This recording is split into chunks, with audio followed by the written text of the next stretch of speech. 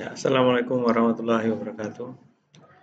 Pada sesi ini, saya akan menjelaskan salah satu material yang cukup penting ya, sangat penting ya dalam konstruksi pesawat terbang, yaitu titanium. Ya, titanium ini material yang sangat krusial ya dalam kaitannya pesawat terbang ya, terutama untuk yang militer terutama. Di bagian awal-awal perkuliahan itu sudah kami tunjukkan ya, bahwa titanium itu di pesawat komersial juga ada, meskipun jumlahnya nggak terlalu banyak, tapi tetap ada, terutama pada engine, terutama bagian engine. Tetapi untuk di pesawat-pesawat yang untuk militer itu prosentasenya semakin meningkat ya. Ya. Jadi ini sangat penting ya kalau mungkin saudara googling nanti ya, ada A10 Warthog, kemudian ada SR-71, SR-72 yang sedang dikembangkan Lockheed Martin ya. Pesawat-pesawat itu menggunakan titanium sebagai salah satu fitur utamanya ya. Yang di A10 Warthog itu ada di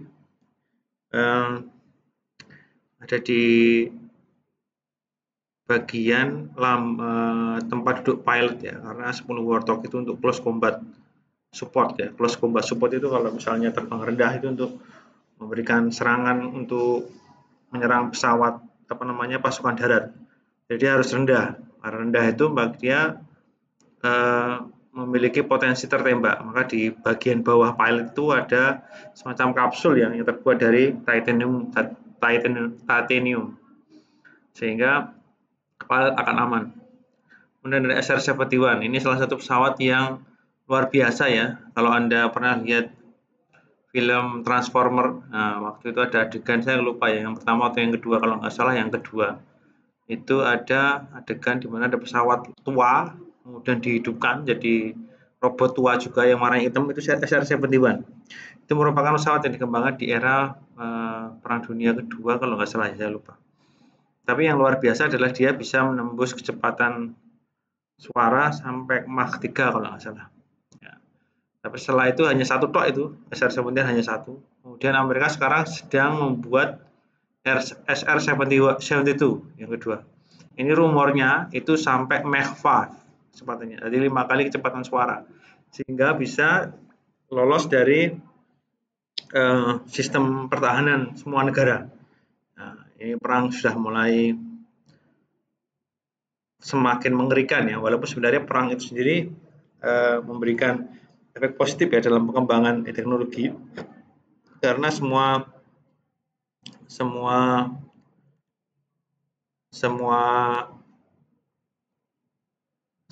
alat perang menjadi lebih maju, sehingga mereka bertanding secepat mungkin untuk menghadapinya itu.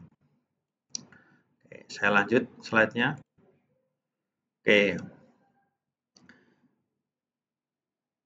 Jadi titanium alloys are used in airframe structures, landing gear component, and jet engine parts.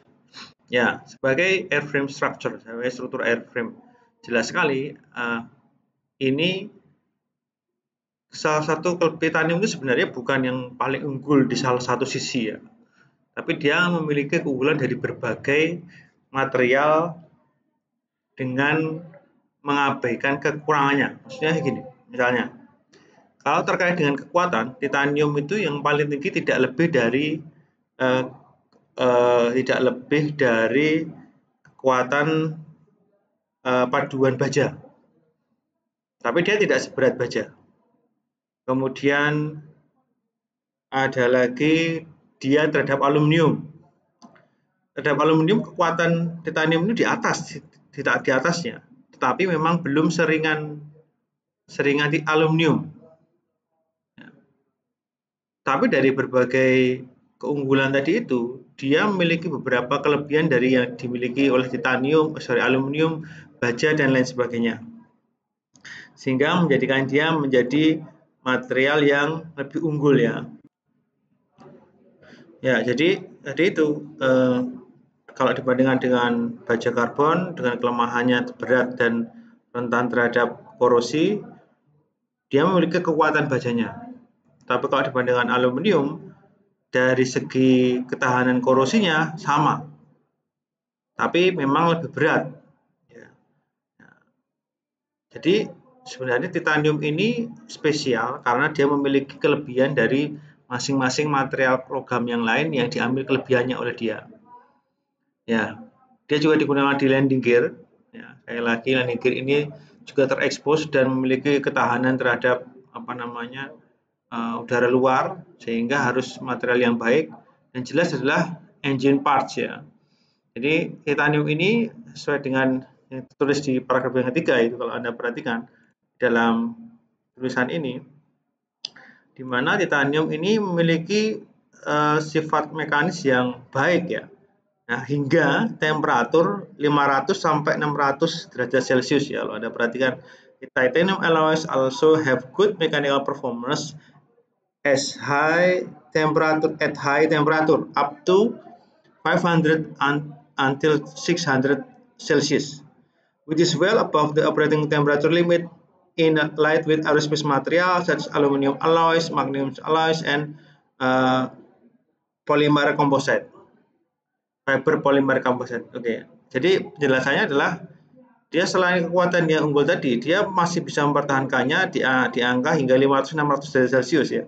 Itu di atas kemampuan aluminium, magnesium maupun serat karbon lah. Ya, jadi luar biasa di situ. Their unique combination of properties, moderate density, high strength, long fatigue life, fracture toughness, grip strength, and excellent resistance to corrosion and oxidation. Jadi kenapa dia dipilih? Ada beberapa kelebihan dari material ini. Yang pertama adalah memiliki kombinasi sifat seperti kepadatannya moderate itu menengah ya. Jadi dia tidak seringan aluminium, tapi sudah cukup ringan dibandingkan dengan baja karbon. Kemudian high strength, kekuatannya tinggi, hampir 2 kali lipat dari aluminium, bahkan mendekati hampir sama dengan baja ya. Kemudian long fatigue life, fatigue itu kelelahan, jadi dia aus lelah itu panjang. Fracture toughness, jadi ketangguhan terhadap retak itu juga bagus. Grip strength, itu juga kelelahan juga, itu juga bagus. Kemudian ketahanan terhadap korosi dan oksidasi juga bagus, sehingga menyebabkan dia menjadi material yang favorit ya dalam pesawat terbang. Titanium has been an important engineering material in gas turbine engine ya. Salah satu kelebihannya juga pada pengembangan mesin gas turbin ya. The engine components made using titanium are fine blades, shaft, and casing in the inlet region, low pressure compression, and plug and nozzle assemblies in the exhaust section. Jadi saking pentingnya banyak material dari mesin pesawat terbang itu, mesin gas turbin pesawat terbang itu, dia digunakan untuk menghasilkan komponen-komponen seperti sudu turbin, kemudian poros, kemudian low pressure kompresor, jadi kompresor tekanan rendah yang berada di depan itu, dan lain sebagainya. Titanium is also used on the engine frames, casing, manifolds, ducts, and tubes. It is not possible to use titanium in all parts of the engine, and it is unsuitable within the combustion chamber and other section where the temperature exceeds 600 degrees Celsius. Jadi terlepas dengan semua kelebihannya itu, dia masih memiliki batas kekuatannya. Ya, asalkan dia tidak di atas 600 derajat Celcius, dia memiliki kekuatan yang baik. Nah, saat mencapai suhu 600 derajat Celcius itu, maka kekuatannya akan menurun ya, kelelahan akan menurun, kekuatan menurun dan sebagainya. Nanti ada bagian di mana akan kita lihat apa saja itu bagiannya. Ya, saya lanjut. Titanium is also important material for heavily loaded airframe structure. Ya, titanium ini juga menjadi material yang penting ya untuk struktur yang pesawat terbang yang memiliki beban berat. Ya, kayak Beluga, Airbus Beluga itu yang gede, atau mungkin Antonov ya, kalau Anda mungkin itu mungkin kandungan titaniumnya akan lebih banyak. Titanium is used in a wide variety of structure in commercial aircraft, including wing box, wings, and undercarriage part. Jadi ini juga digunakan dalam pesawat komersil ya, walaupun persentasenya tidak sebesar pesawat militer ya. Forged titanium is used in airframes requiring high strength and high toughness, or when there is too little airframe space for aluminum alloys. Ini digunakan juga untuk komponen yang kecil tapi membutuhkan kekuatan tinggi, di mana aluminium alloy nggak bisa. Jadi dia akan dihasilkan komponen titanium walaupun sama-sama kecil ukurannya secara dimensi, tapi memiliki kekuatan yang lebih tinggi. Ya, ini adalah penyebaran dari material penting di pesawat terbang. Ini di sini F-14 Tomcat ya.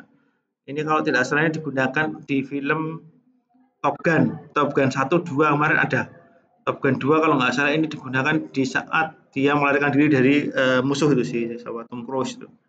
Nah, kalau Anda perhatikan di sini still tetap ada ya, untuk beberapa, terutama untuk struktur itu tetap ada. Kemudian aluminium juga jelas ada. Titanium ada di beberapa titik, dan Anda bisa lihat ini agak abu-abu semu ya.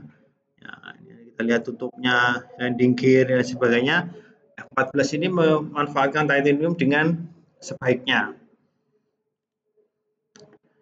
Ya, ini adalah kelebihan dan kekurangan dari titanium. Ya, di sini di-compare dengan material lain ya. Titanium juga memiliki jenis tersendiri ya, dibandingkan seperti juga aluminium kemarin kita pelajari dan lain sebagainya. Di sini ada 4 jenis titanium. Yang pertama adalah alpha titanium alloy, kemudian beta titanium alloy, kemudian tadi alpha beta titanium alloys ya. Jadi ada pure titanium murni, kemudian alpha titanium alloy, kemudian beta alpha beta. Ya. Alpha beta ini adalah salah satu kelebihan dari titanium ya. Dia memiliki struktur kristal yang bisa berubah pada temperatur tertentu. Bahkan bisa juga dimunculkan alpha betanya kalau Anda perhatikan jenis nomor 4 ini. Jadi kalau kita cek dari tabel ini, yang kelas titanium ini, titanium yang pure merupakan yang paling rendah ya dalam kaitannya yield strength ini. Ya, yield strength.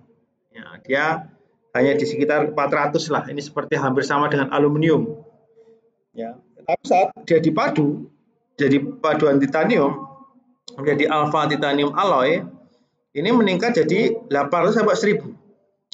Bahkan yang beta ini 1150 sampai 1300. Untuk yang alpha beta ini 830 sampai 1300.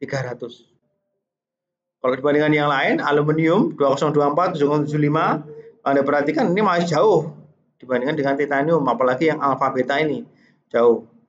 Magnesium juga masih terlalu rendah. Nah, kalau Anda perhatikan di sini paduan baja ini yang mendekati. Kemudian ini karbon, serat karbon ini masih di bawahnya. Ya, memang kalau Anda perhatikan sudah hampir sama ya antara baja paduan dengan ini, seperti saya katakan tadi. Tapi sekali lagi titanium memiliki kelebihan dia tidak terkorosi dan secara bobot lebih ringan daripada baja, meskipun masih di bawah dari aluminium. Ya, saya lanjut. Ya, jadi ini kalau Anda perhatikan, ya, diperhatikan di sini kita lihat efek dari temperatur terhadap kekuatan dari titanium. Ya, jadi kalau Anda perhatikan, ini aluminium masih di sini, yield strength-nya dia di kisaran berapa ini? 500 ya. Saat dia ditingkatkan temperaturnya ke kanan, sumbu X ini, sampai 200 dia akan menurun, bahkan sudah mencair di angka ini. Titanium juga sama, ini alfa beta, ya. Kemudian nilai alfa, ini alfa juga hampir sama. Anda perhatikan saat dia menyentuh angka 500 dia mulai turun ya, kekuatannya semakin menurun di bawah aluminium. Ini. Jadi memang meskipun dengan segala kelebihannya dia masih memiliki keterbatasan pada temperatur di bawah 600 untuk optimal. Kalau 600 sekali bagaimana? Biasanya menggunakan nikel nanti untuk material lebih tinggi dan sebagainya.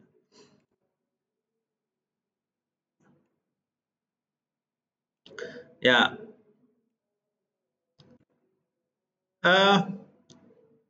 kekurangan dan kelebihannya. Ya, tadi sudah kelebihan, sekarang kekurangannya. Disadvantage of using titanium include relatively high density compared with aluminum alloys and carbon epoxy alloys. However, it's lighter than nickel superalloy when used in jet engine. Ya, seperti yang saya ungkapkan tadi sebelumnya, terlepas dengan kekuatannya yang luar biasa, tapi dia masih dalam segi kepadatan, artinya bobot ya, dalam ukuran yang sama. Dia masih lebih tinggi daripada aluminium dan karbon epoksi. Dengan aluminium yang 2,7 gram dan karbon epoksi 1,5 sampai 2 gram per cm kubik, dia di 4,5 gram per cm kubik, dia di 2 kali lipatnya. Tetapi masih lebih ringan daripada nikel. Nikel itu lebih unggul di temperatur tinggi, tapi bobotnya cukup berat dia, cukup berat. Ya, tapi salah satu masalah kerugian dari titanium itu adalah harganya sangat mahal, sangat mahal, sangat mahal. Walaupun dia merupakan material keenam yang masuk dalam material langka, tapi harganya sangat mahal sekali. Dalam hitungan ton itu kalau tidak salah titanium di angka 45.000 US dollar, aluminium di 15.000 US dollar, sedangkan kayak baja itu di 85 dolar kayak itu. Yeah, a major disadvantage of titanium is the high cost, which varies with the usual price fluctuation in the global metals commodity market. The raw material cost is typically $10,000 until $12,000 per ton. Ini tahun 2010 ya. Tadi saya lihat sampai 45.000 sekarang per tonnya. The high cost is the result of expensive process used to extract titanium from its ore together with the costly process used in fabricating and shaping the metal into an aerospace component. Jadi kenapa dia mahal? Satu, memang secara stok itu terbatas. Yang kedua adalah bagaimana mengambil titanium dari tambangnya itu juga susah. Yang ketiga, kalaupun sudah ada materialnya, untuk membentuk material itu susah. Karena tadi saya jelaskan dari awal, kekuatannya tinggi. Jadi untuk material yang kekuatannya tinggi itu butuh alat yang lebih canggih dan operator yang lebih mahir dalam membentuk komponen tadi itu. Jadi nggak bisa kita cuma narik anak STM untuk membuat itu, tidak bisa. Titanium is difficult to machine and requires specialist material removal process such as laser assisted machining to produce aircraft component free of machining damage. Ya, keterangannya tadi menguatkan yang saya sampaikan ya, bahwa memang titanium ini susah untuk dimesin, bahkan beberapa material yang harus menggunakan pemotongan laser ya, supaya tidak terjadi kerusakan secara mekanis ya. Nah, saya lanjut. Oke. Ini menjelaskan keunikan struktur kristal dari titanium. A metallurgical property of titanium alloys that is important in their use in aircraft is allotropy. Ya, jadi satu kelebihan dari titanium itu adalah sebenarnya allotropy, which is defined as different physical forms of the same material that are chemically very similar. Ya, meskipun komposisinya itu sama, tetapi di temperatur berbeda, maka titanium ini memiliki struktur kristal berbeda. Ini saya skip dulu, saya lompat ke halaman berikutnya. Ini yang saya omongkan. Ya, jadi titanium itu bisa berubah menjadi hexagonal pack yang seperti di atas ini, yang gambar di atas, atau menjadi body BCC namanya, body center cubic jenisnya, ya. Jadi itu. Aluminium can only have a phase center cubic. Jadi kalau aluminium mau temperatur berapapun, dia bentuknya FCC namanya. Ya, pada temperatur ruang. Pada magnesium sendiri memiliki bentuk hexagonal closed package. Yang tadi itu yang di atas tadi, yang bentuknya seperti segi 6 tadi ya. Kemudian titanium alloys on the other hand can have hexagonal closed pack HCP crystal structure which is known as alpha titanium and body centered cubic BCC structure which is called beta titanium at room temperature. Ya, jadi dalam satu material yang sama dia bisa bersifat HCP, bisa BCC. HCP BCC ini tadi mempengaruhi sifat dari material tadi itu.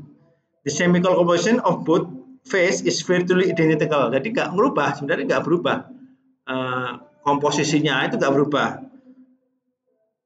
But their properties are different because of the different structure crystal.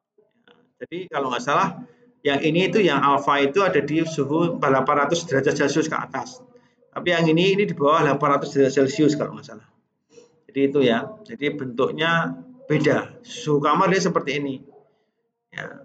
Ini menyebabkan dia memiliki dua keunggulan ya dari segi material yang mau dipakai yang mana. Bisa pakai alfanya, bisa pakai yang betanya sesuai dengan kebutuhan atau alfa beta. Pure titanium metal undergoes an allotropic transformation that changes the crystal structure from the alpha phase to beta phase at about 885 degrees Celsius. Jadi dia berubah saat mencapai suhu 885 derajat Celcius.